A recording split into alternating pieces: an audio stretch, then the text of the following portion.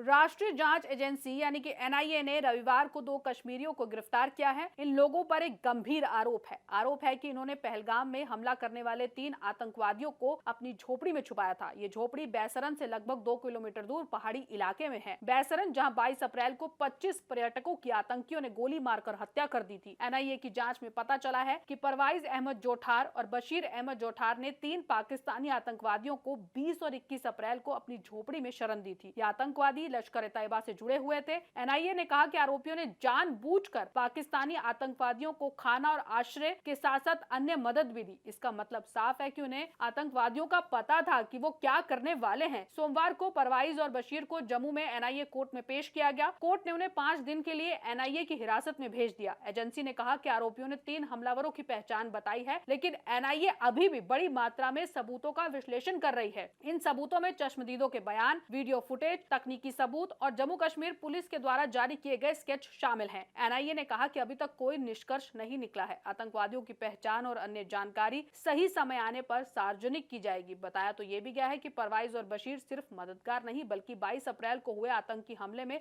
सक्रिय रूप से शामिल थे। इस हमले में 25 पर्यटकों को उनकी धार्मिक पहचान के आधार पर गोली मार दी गई थी। एक अधिकारी ने बताया कि उन्होंने इलाके में सुरक्षा व्यवस्था का जायजा लिया और बैसरन में सुरक्षा कर्मियों की तैनाती के बारे में जानकारी हासिल की। फिर उन्होंने ये जानकारी पाकिस्तानी आतंकवादियों के साथ साझा की। इससे आतंकवादियों को हमले की योजना बनाने, हमला करने और भागने में मदद मिली। परवाइज और बशीर को पता था कि बैसरन में पर्यटकों पर हमला करने की योजना है, क्योंकि उस समय वहां बहुत सारे पर्यटक आए हुए थे। वो इलाके में टट्टू भी चलाते थे, इसलिए उन्हें पुलिस और सुरक्षा चौकियों के बारे में पूरी जानकारी थी। उन्हें ये भी पता था कि सुरक्षा गश्त कब होती है और सैनिकों की तैनाती का तरीका क्या है। आतंकवादियों के इरादे जानने के बावजूद उन्होंने जानबूझकर ये जानकारी साझा की। इस तरह वो पहलगाम आतंकी हमले की साजिश में शामिल हो गए। जब एनआईए ने परवाइज और बशीर से पूछताछ की तो उन्होंने कहा कि उन्हें आतंकी हमले की योजना के बारे में पता था, लेकिन ये नहीं पता था कि बैसरन में पर्यटकों को निशाना बनाया जाएगा। हालांकि उनकी इस बात पर किसी को विश्वास नहीं है। आरोपियों ने माना कि उन्होंने चंद हजार रुपयों के लिए 26 निर्दोष लोगों की जान लेने में आतंकवादियों की मदद की। एनआईए इस मामले की गहराई से जांच कर रही है। वो हर पहलू पर ध्यान दे रही है ताकि ये पता चल सके कि इस हमले में और कौन-कौन शामिल था।